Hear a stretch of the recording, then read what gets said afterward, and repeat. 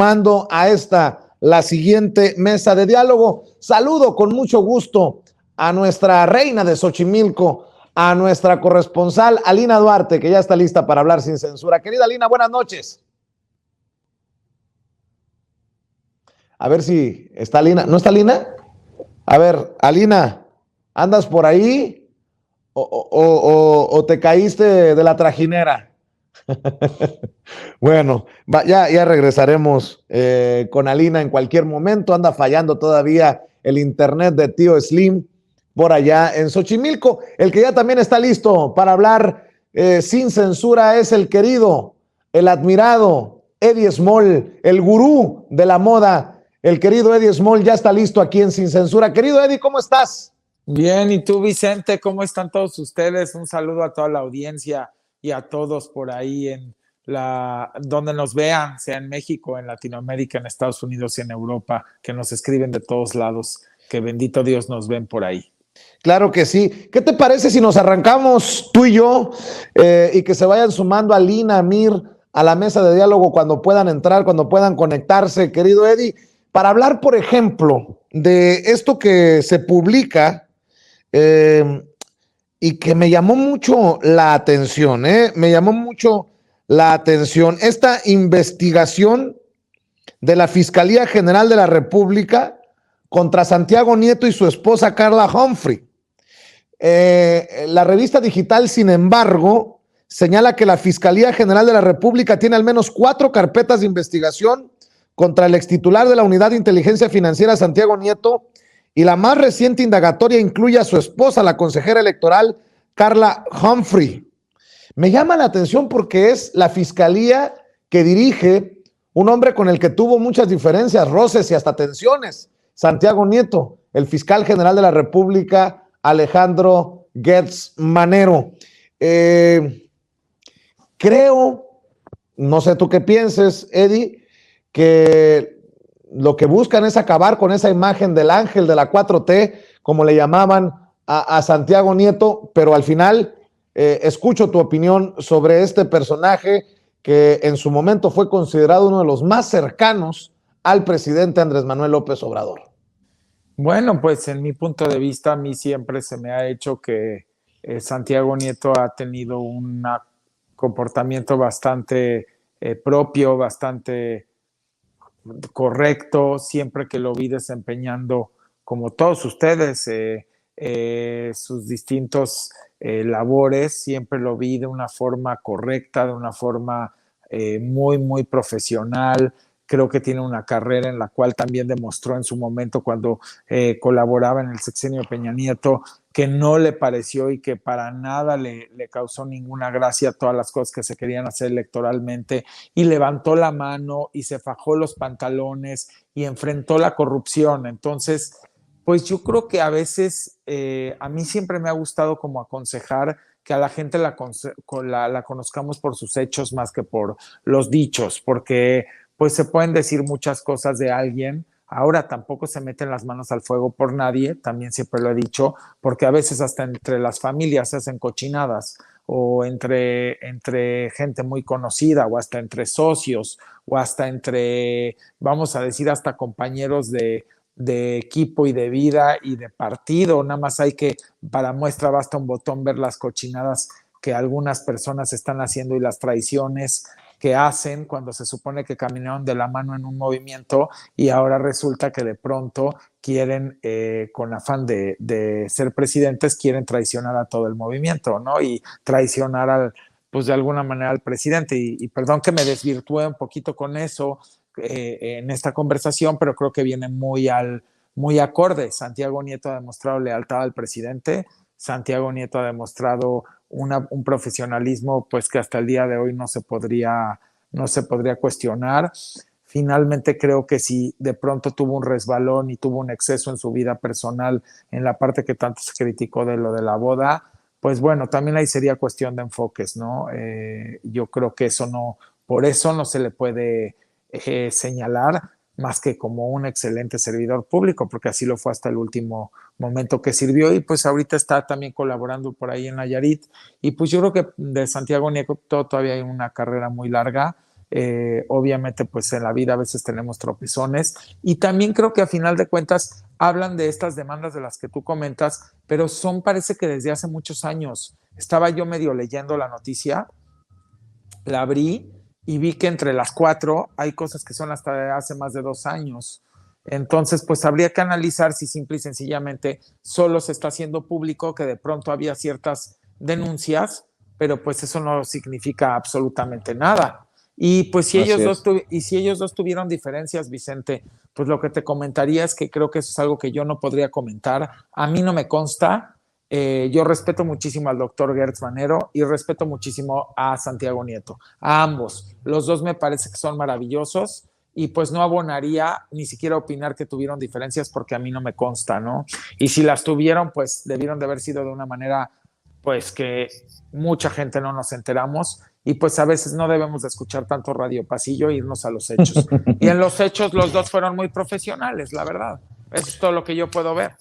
Yo sí te puedo confirmar que hubo diferencias y fuertes entre Santiago Nieto y el fiscal general de la República, Alejandro Gertz Manero. Déjame preguntarte tu opinión. Ahora sí, querida Lina Duarte, nuestra reina de Xochimilco, casi se voltea la trajinera. Tengo entendido que por eso te desconectaste del sistema, querida Lina. Yo no sé si por la trajinera o después de ver el video de Ricardo Monreal, mi computadora colapsó y se cerró. Y dije, bueno, ya no sé si es un mensaje subliminal, pero ya estoy aquí. Pues mira, Vicente, con lo que respecta a Santiago Nieto, estas denuncias, yo creo que yo coincido con Eddie, el tema de dejar el radio pasillo y al final serán las investigaciones. Lo lamentable de aquí es que pudiéramos asegurar, ¿no? Y decir, las investigaciones hablarán por sí solas, sin embargo, también hemos visto una fiscalía que no necesariamente está a la altura de las circunstancias. Ahora este enriquecimiento ilícito, pues no es un tema de hoy, ya varias semanas atrás también el mismo Santiago Nieto había dicho que se sabía del endeudamiento que había implicado, ¿no? Para la adquisición de ciertos inmuebles. Yo insisto en que tendrán que dar, o sea, creo que no podemos ser omisos o decir unos sí y otros no. Yo creo que todos y todas tienen que rendir cuentas, especialmente cuando son funcionarios quienes la gente también ha confiado, ¿no? En el caso de Carla Humphrey, pues nosotros hemos visto también el rol que ha jugado el INE, el rol que juegan también todas las relaciones alrededor de esta persona. Sin embargo, yo creo que esa claridad y transparencia, esa fiscalización de nuestros personajes y funcionarios ha sido básica, fundamental, y tenemos que seguir insistiendo en que esa sea la regla y no la excepción. Yo creo también que, y esto me recuerda mucho, ¿no? Con el tema del desafuero, cómo se van inventando que si un predio, que si una propiedad, un inmueble, para desarticular políticamente a los personajes, sobre todo alguien que pues sí, yo coincido también en que ha sido uno de los principales, o un personaje que se veía bastante cercano al presidente Andrés Manuel y que incluso tampoco era casualidad que muchos medios de comunicación lo pusieran en las encuestas, ¿no? Que lo pusieran ahí como en la escena, tratando de notar que era un personaje que sobresalía por sus capacidades, que sobresalía por sus resultados y que ahora pues también está en el ojo del huracán. Yo creo que sí no hay que hacer excepciones, más bien la fiscalización de nuestros funcionarios tiene que ser la regla, ¿no? Tiene que ser la constante, y ahí es en donde tenemos que apelar a que se pueda demostrar transparentemente, con claridad, ¿no? Con pruebas, con solidez, que no ha habido tal enriquecimiento ilícito, y que también pues la gente, ¿no? Es la invitación a que sigamos atentas a cómo se desarrolla, y también sobre todo a pensar que hay una fiscalía que no necesariamente ha dado los resultados que tal vez muchos o muchas quisiéramos, y que también ahí habría que tener el dedo sobre el renglón. Así es, querida Lina. Hablemos de Vargas Llosa, si les parece. Hoy el presidente Andrés Manuel López Obrador, Eddie Small, se burla, literal, se burla del Premio Nobel de Literatura peruano-español, Mario Vargas Llosa, porque, y lo mencionábamos nosotros hace unos días aquí en Sin Censura, tuvo la osadía de pedir que se le haga una estatua a Ernesto Zedillo. El presidente Andrés Manuel López Obrador recordó que Zedillo es el causante, entre otras cosas, del Fobaproa. ¿Con qué cara? ¡Qué poca! Bueno, pues el presidente Andrés Manuel López Obrador deja la víbora chillando, Eddie Small, sobre un Mario Vargas Llosa que lo hemos dicho también en repetidas ocasiones, ha sido una pluma brillante y un político muy gris, muy gris. Pues yo solamente podría abonar que sí le podríamos hacer una estatua, pero ¿qué les parece si le hacemos la estatua a Ernesto Zedillo, así como sugiere Vargas Llosa, que sea de la vergüenza, una estatua del saqueo por el Fobaproa, una estatua por no haber respetado de alguna manera la encomienda que te dan como presidente y no te haya importado dejar endeudado por décadas y décadas y décadas, que hasta nuestros nietos seguirán pagando esta deuda con este abuso del Fobaproa, entre muchas cosas más que obviamente hemos tomado conocimiento que se perpetraron en el sexenio del doctor Zedillo. Yo creo que Vargas Llosa lo único que ha hecho últimamente, los últimos quizás, pues podríamos decir 5 o 6 años, es defender lo indefendible, es simple y sencillamente estar todo el tiempo golpeteando todo lo que tenga que ver con la izquierda progresista, con el humanismo. Él solamente defiende a las élites, él solamente defiende el capitalismo rapaz, y a él no le importa nada más. Creo que es uno de los tantos, y podría ya decir, después de cómo se ha expresado, y de la forma tan vil en la cual se ha querido inmiscuir en la política de distintos países, porque sí lo ha hecho, aprovechando su trinchera. Lo vimos también cómo opinó de Chile y cómo opinó de Perú y cómo ha opinado de México varias veces. Podríamos decir que él se siente con la bandera y con la autoridad de meterse en la política interna de los países, cosa que no tiene, pero eso le pasa a muchos intelectuales que terminan siendo pseudointelectuales, que piensan que porque han tenido reconocimiento por el arte literario, pueden agarrar y pueden denostar, descalificar, denigrar e influir en la política de distintos países. Y creo que lo ha hecho de una manera muy, pues yo diría que muy descarada. Y a final de cuentas, pues a la gente ya le ha molestado. Y se ve en la opinión pública y en las redes sociales cada vez que él sale a hacer un pronunciamiento de este tipo. Así es, y creo que por más que hagan su chamba Héctor Aguilar Camín, Enrique Krause, de seguir tratando de subir al pedestal a Vargas Llosa, pues solito se tira clavados con sus declaraciones, Alina. Así es, y yo creo que hay que recordarle una y otra vez a nuestra audiencia quién es Mario Vargas Llosa, un personaje que se ha juntado y que ahora lo recordamos, ¿no? En el presente, o está muy presente con las ultraderechas en América Latina, un personaje que fue candidato a la presidencia en Perú, que incluso uno de sus máximos y acérrimos enemigos era Alberto Fujimori, el expresidente quien le gana las elecciones en ese momento y a quien detestaba con todos su ser. Mario Vargas Llosa lo hemos reconocido, se le tiene que reconocer, yo creo que sí es una obligación dentro de la literatura, la facilidad con la que lograba narrarnos incluso dictaduras, ¿no? Lograba narrarnos la vida de Trujillo en República Dominicana, ¿no? En la fiesta del Chivo.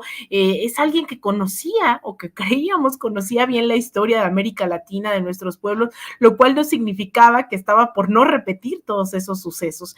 Después de haber perdido esas elecciones en Perú, pues ha vuelto una de las plumas sí más precisas al momento de escribir, pero con unas declaraciones y una postura ideológica que la verdad es que parecen dos personas en una sola, ¿no? Una que se dedica a tratar de retratar esas dictaduras, todos los crímenes de lesa humanidad, y por otro lado se dedica a sumarse a estos personajes. Ahora lo veíamos en las últimas elecciones, no solamente había blasfemado en contra de Alberto Fujimori, ahora se reconcilia con Keiko Fujimori, la hija, quien compitió en contra del profesor rural, ¿no? Pedro Castillo, quien gana la presidencia hoy del Perú, y Vargas Llosa se ha ido juntando con toda la ultraderecha en América Latina, ¿no? Hablaba de este comunismo casi rampante que estaba entrando en Chile ahora con la victoria de Gabriel Boric. Y es ese mismo Vargas Llosa quien está pidiendo una estatua a Zedillo, quien no reconoce que lo único que dejó el neoliberalismo gobierno fue más pobreza, más desigualdad, más corrupción. No podemos estarle poniendo monumentos, ¿no? A eso, ya tenemos una estela de luz en este país, a esas omisiones, a esa corrupción, ya tenemos decenas de miles de desaparecidos, decenas de miles de asesinados, ya todo eso, esos gobiernos, lo que nos ha dejado, de verdad le tenemos que poner una estatua. Es un personaje de verdad bastante siniestro hoy Vargas Llosa, una de estas personas que se ha vuelto uno de los principales voceros de la derecha en América Latina y preocupa, ¿no? De alguna forma que tenga nuevamente el discurso sobre México pensando en que ha hecho aliados como el mismo Luis Almagro en la OEA, como las derechas en Venezuela, ¿no? Que no son cualquier derechas, ¿no? Estamos hablando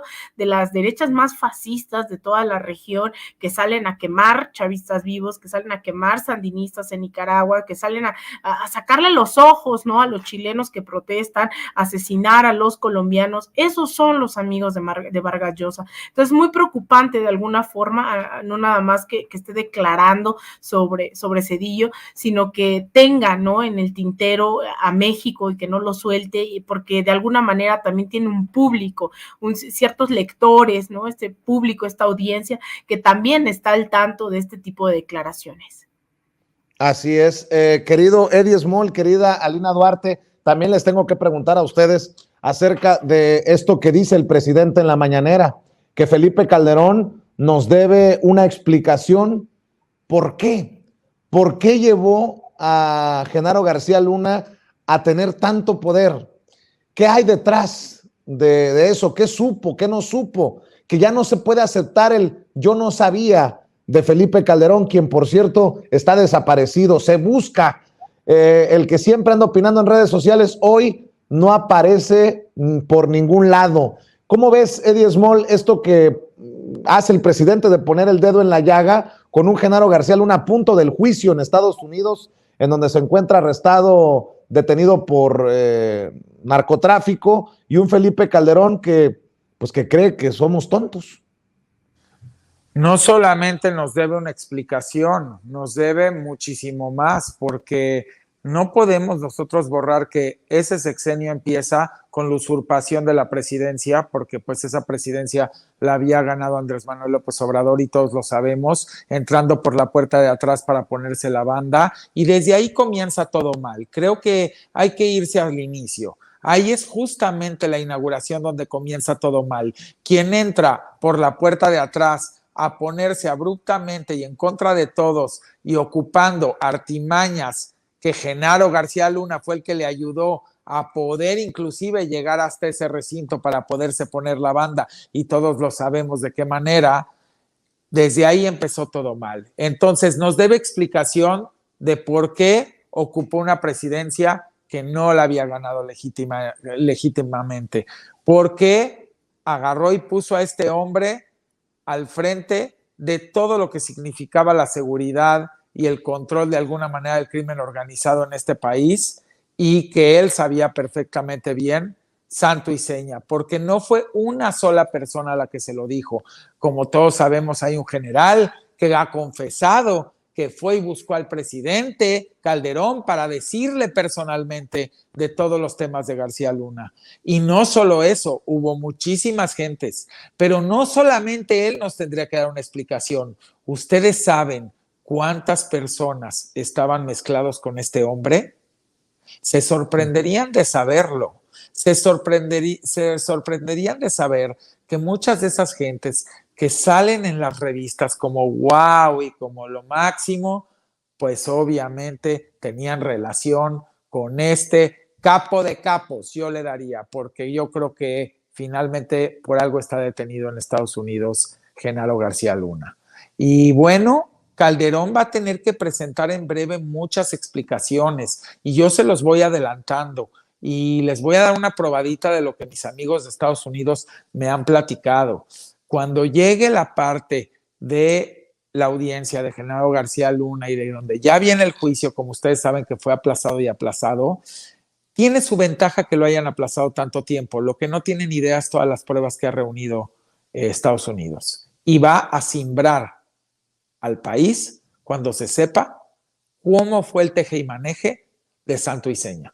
Y por supuesto que ahí tendrá todavía el expresidente Felipe Calderón que dar más explicaciones, porque si nosotros hoy en día estamos viviendo este derramamiento de sangre incontenible, esta lucha entre unos grupos y otros, es por responsabilidad e irresponsabilidad, porque a mí no me gusta la palabra culpable, irresponsabilidad total con su pueblo, de Felipe Calderón, porque el listón se cortó de la inauguración del derramamiento de sangre bestial e incontenible y la lucha de grupos en el sexenio de Calderón, comandado por él y por García Luna. Y eso no se puede evitar decir. Si pudiésemos tener en un recinto, en una entrevista, a los líderes de cada grupo de crimen organizado, ellos corroborarían lo que yo estoy diciendo. Realmente los echó a pelear. ¿Por qué? Porque pactaron con unos y buscaron aniquilar a todos los demás y generaron un caos. Aparte de que en el sexenio de Calderón fue cuando más se fomentó el narcomenudeo, teniendo células pequeñas de crimen organizado locales por colonia, por municipio, por alcaldía, por estado y por supuesto que por país. Si vamos a hablar de esto bien, hablemoslo bien, porque no se puede estar tapando el sol con un dedo. Y por supuesto que nos debe muchas explicaciones, pero no las ha querido dar. Se le hace más fácil estar atacando todo el tiempo al presidente Andrés Manuel López Obrador. Y es una pena porque también en el sexenio de Peña Nieto no se pudo contener esto. Peña, si tuviera un micrófono ahorita diría, yo tampoco pude, no pude. Este cuate nos dejó un relajo acá, nos dejó... O no quiso. No pudo, y te lo puedo garantizar, no pudo. Y está muy difícil. Y lo que dejó Calderón acá, por supuesto que debería estar dando explicaciones en una corte internacional, por supuesto que debería de ser citado, y todos los desaparecidos, y todas las familias que no tienen a sus familiares completos, y todo lo que continúa gracias a él, nadie lo va a llamar. O sea, no va a haber una corte internacional que la haya, no lo puede llamar. ¿Quién lo va a llamar? ¿O se va a quedar así? Criticando a nuestro presidente porque se come unos tacos o porque va a una fonda. ¿No se están dando cuenta que está desvirtuando el tema? ¿Cuándo vamos a exigirle que diga lo que realmente nos interesa que diga? ¿O vamos a seguirlo escuchando con sus tonterías y porque el presidente da un mensaje de Año Nuevo con su señora esposa, un mensaje solemne, moral, amoroso, cariñoso, porque lo que nunca se había visto, él agarra y desvirtúa eso? ¿Con qué derecho puedes descalificar a un hombre que da mensajes de cariño y de amor a su pueblo cuando tú lo único que hiciste es derramar la sangre y fomentarnos una estela de luz que es la estela de la violencia, la estela de la muerte, la estela de la vergüenza, y que realmente debería estar pintada de rojo y se debería llamar la estela del derramamiento de sangre en el sexenio de Calderón?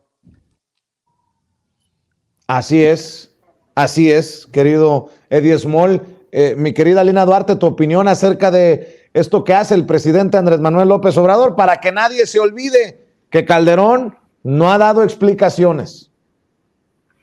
Así es, yo creo que nos debe una explicación de muchísimas cosas, ¿no? Y nos las debe a millones de mexicanos y mexicanas dentro y fuera del país, porque también hay que recordar que hubo una expulsión masiva de miles de mexicanos durante este sexenio. Se habla mucho de los 90s y de la entrada del Tratado de Libre Comercio en funciones en este país que desplazó a campesinos y demás, pero también esta violencia de Estado, ¿no? Durante el gobierno de Felipe Calderón generó que muchos y muchas estén hoy viéndonos desde Estados Unidos, y no hay que olvidarnos nunca de nuestra comunidad migrante allá.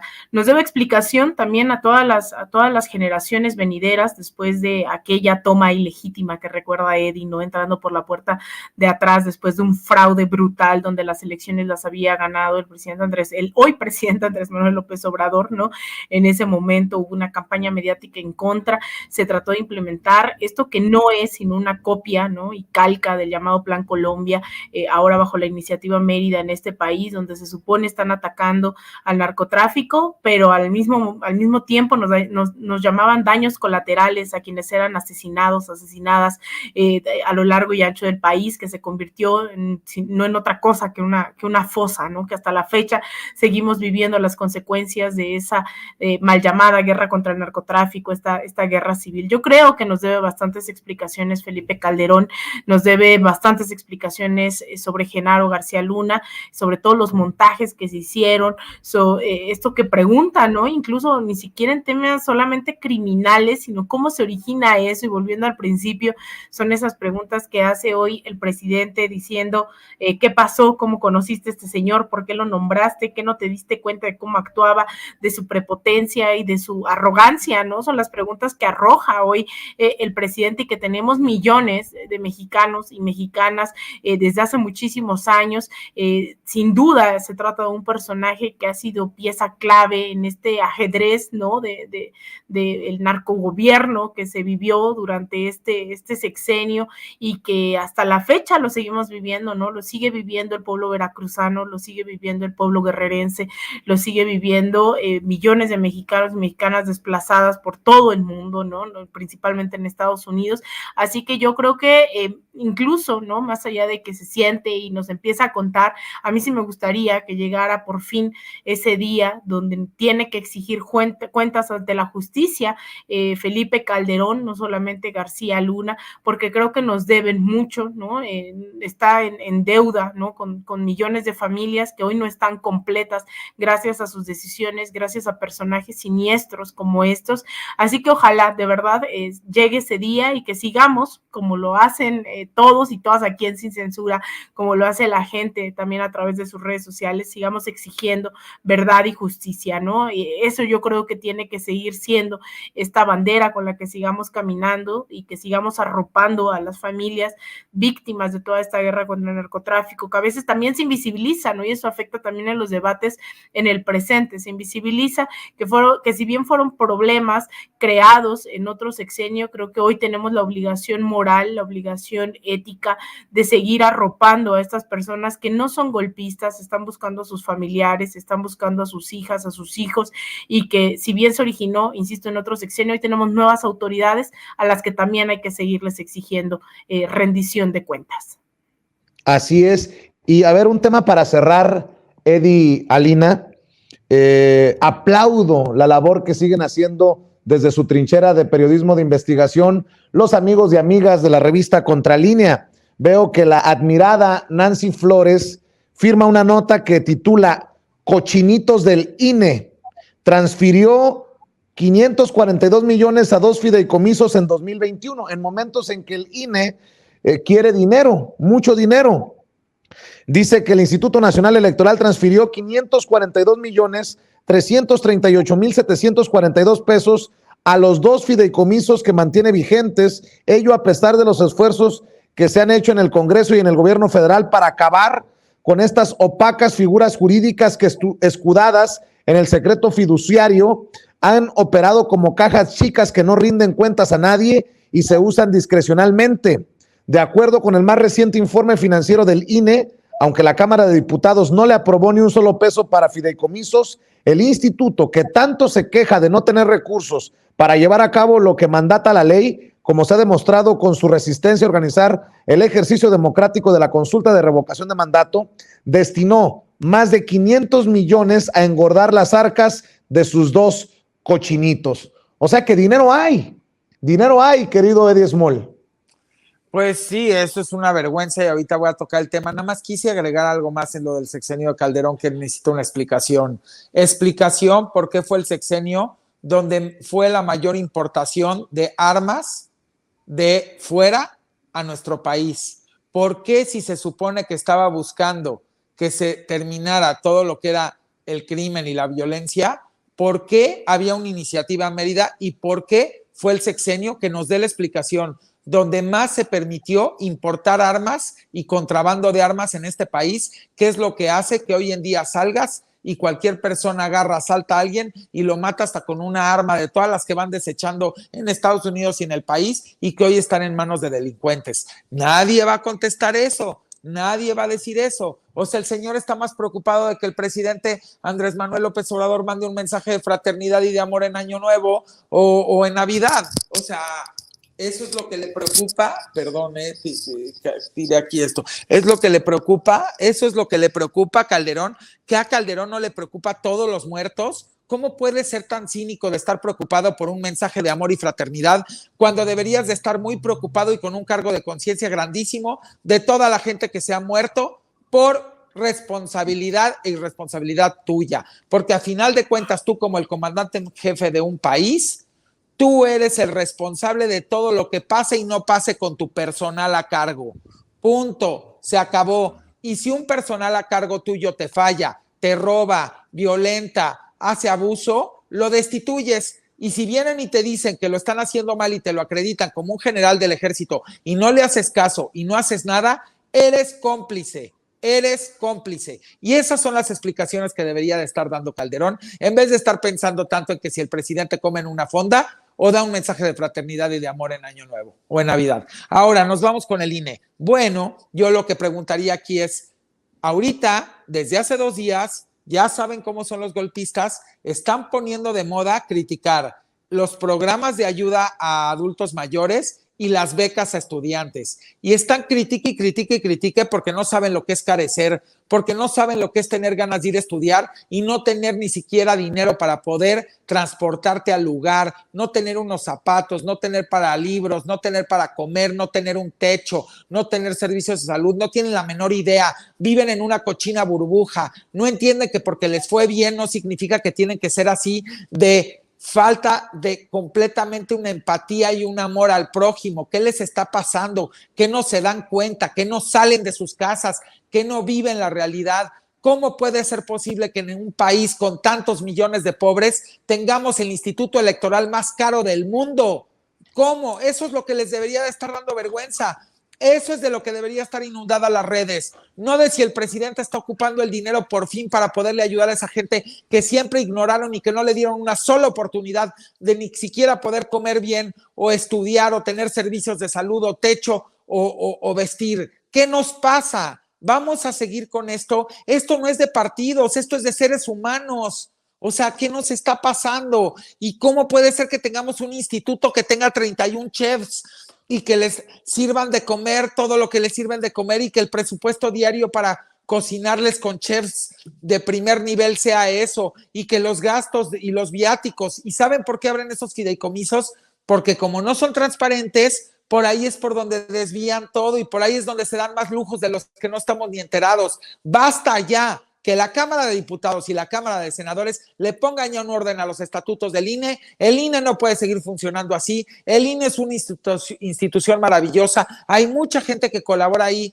Hay miles de personas que colaboran ahí que valen mucho la pena. Y no es justo que por un puñado de gente abusiva esté pasando esto en el país donde más o donde hay muchos y muchos millones de pobres, de lo que tanto se queja la derecha todos los días y que los pobres y que tal. No pueden ustedes aplaudir el instituto electoral más caro del mundo, porque entonces son incongruentes y lo único que ustedes hacen no están defendiendo a la gente que no tiene. Ustedes están simplemente utilizando a los pobres como utilizan a los niños también enfermos y como utilizan a mucha gente como carne de cañón. O que ya se nos olvidó, ¿por qué no mencionan que en el sexenio anterior, con todo dolo, había un cuate que le inyectaba agua a los niños con cáncer? Y eso no es desabasto. Eso es dolo, eso es asesinato. Y sí estoy enojado, la verdad, porque ya basta de tanto doble discurso. Y lo del INE también es un doble discurso y tienen que ponerle orden a presupuesto al INE y tienen que auditar al INE y tienen que revisarle todo lo que se están gastando. Y ya basta. Y si no, que entre en la función pública o que entre en la Cámara de Diputados o que entre en la Cámara de Senadores. Esto no es de temas penales, no es necesario llegar a eso. No necesitamos agraviar. Yo también no estoy de acuerdo en eso. Es simplemente revisar administrativamente lo que está bien y lo que está mal. Y lo que está mal, que se tengan las sanciones que están por la ley y que se les sancione, porque no es justo que estén abusando del presupuesto. Querida Lina, después de escuchar el enojo de Eddie Small, también estoy leyendo más detalles de esta investigación que publican en la revista Contra Línea. Y dices tú, estos son unos cinicazos, Alina.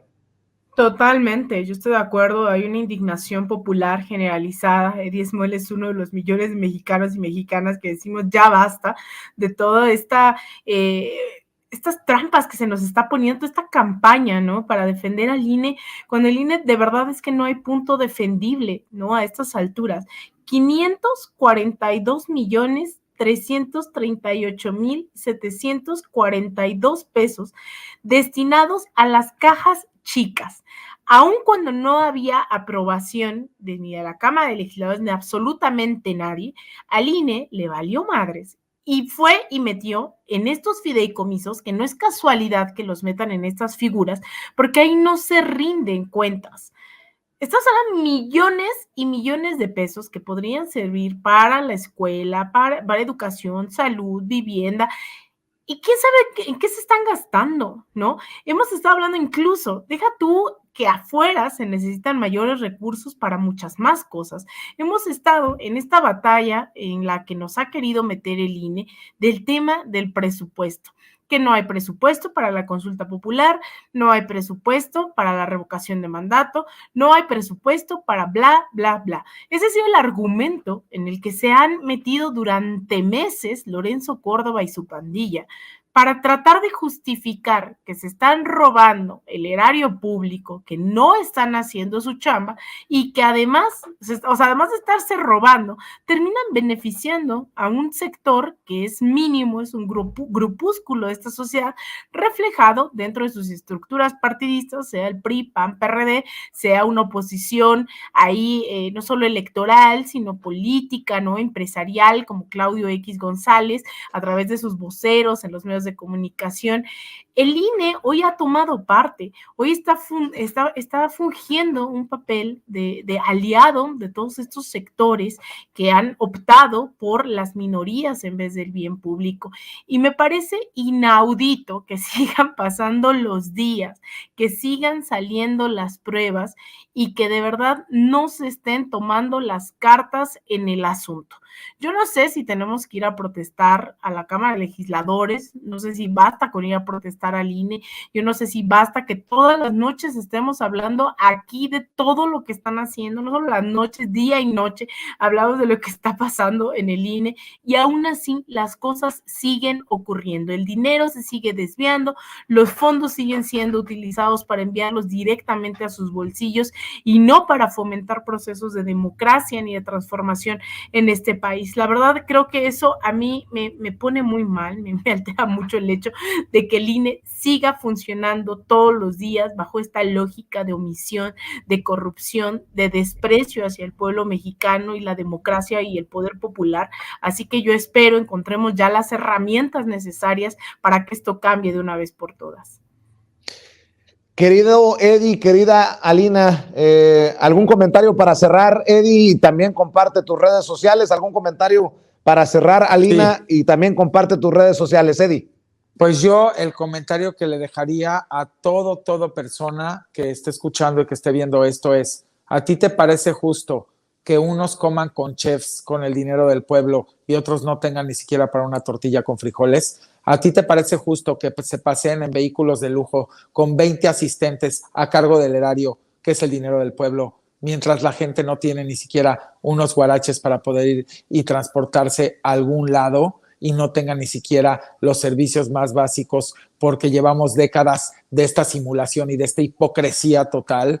No puede. Si Lorenzo estaba enojado en la Cámara, yo estoy más enojado ahora, como puedes ver. ¿Por qué? Porque él no tiene derecho de enojarse de nada. Porque a final de cuentas de lo que él se molesta es dinero de nosotros, es dinero de todo el pueblo. Él no se puede enojar. Los enojados somos nosotros, porque el mal uso de nuestro dinero es lo que a nosotros sí nos tiene que molestar. A él no, porque no es su dinero, a él le pagan. Él a final de cuentas también es alguien que podría estar sirviendo a todo el pueblo como el responsable de la democracia. Y si ser responsable de la democracia es tener chefs, es tener vehículos de lujo, es tener 400,000 asesores con unos sueldos loquísimos y todo a cargo del erario, ¿por qué no se va a abrir un negocio y nos demuestra qué tan fregón es? A ver, que se ponga y que nos demuestre que él se puede ganar su dinero, pero ¿por qué tiene que estar usando todos esos lujos que son prestados? Porque no son de él, son del pueblo. El dinero es del pueblo, ya lo ha dicho 100 veces el presidente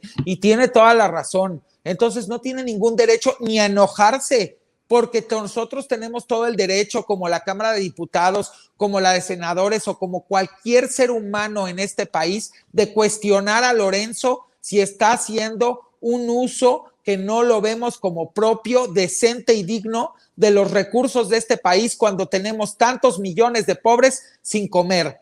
Y eso es una desfachatez. Digo, ya sabemos que se burla de nuestros pueblos originarios, ya sabemos que le encanta estar peluceando a la gente que no es de su élite, pero que sepa que este mundo está cambiando. Y lo digo mundo, no solamente el país.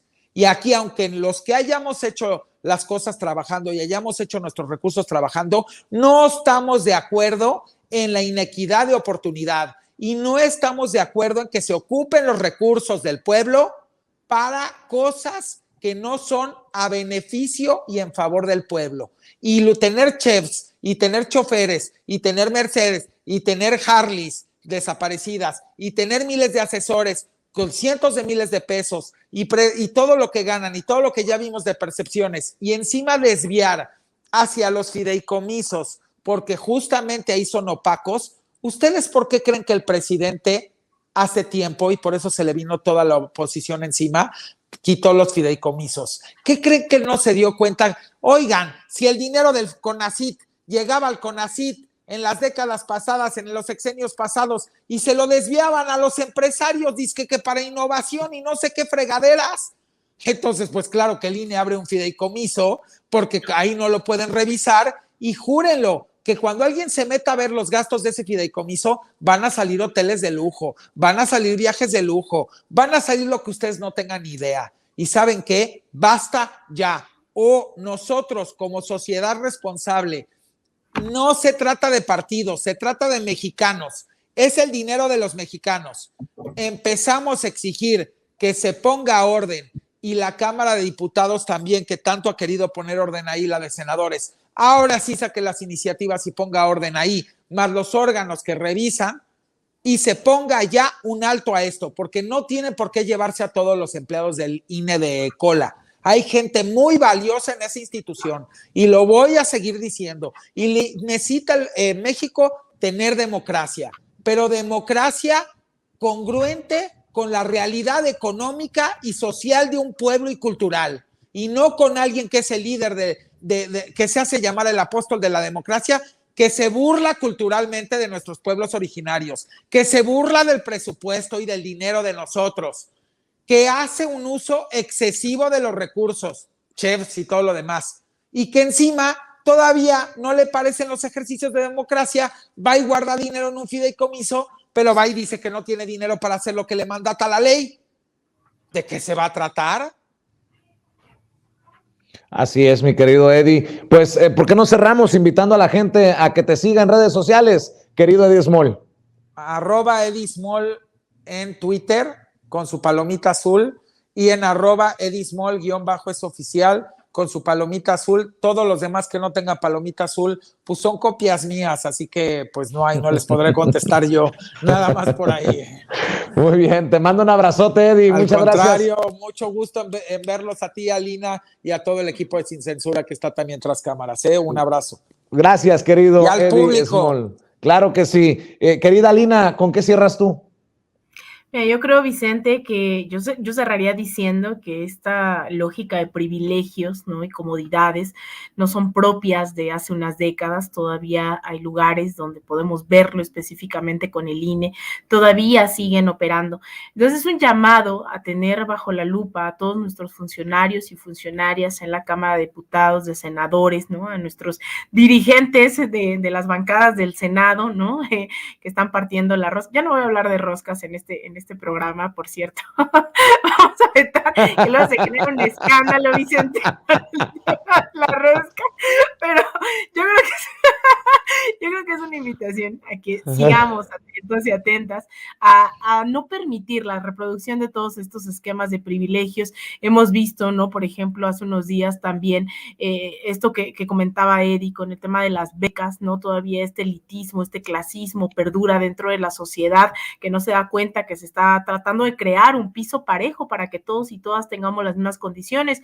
O vemos cómo, a pesar de que se prioriza el área del sector de cultura, pues todavía tenemos ahí un montón de filtros que hacen que se destinen estos recursos, se amplíe el presupuesto a cultura, llegue al INA y después la ENA, la Escuela Nacional de Antropología e Historia, no tenga los recursos a tiempo, ¿no? Más allá de trámites administrativos, para que su planta docente, además precarizada, no tenga la oportunidad de seguir, ¿no? Constantemente con esta certidumbre laboral y sobre todo también para los estudiantes de que la escuela siga operando. Entonces yo creo que todo eso hay que seguirlo fiscalizando, hay que seguir organizando, hay que seguir exigiendo transparencia, verdad y justicia. Entonces yo creo que con eso me quedaría el día de hoy, y a mí me pueden seguir en Twitter en @AlinaDuarte_, en Instagram _AlinaDuarte, en Facebook.com/AlinaDuarte Periodista, y también en mi canal de YouTube, ahí Alina Duarte me encuentran. Y pues bueno, te mando un abrazo a ti, Vicente, a Eddie, a todo el auditorio y a todo el equipo de Sin Censura.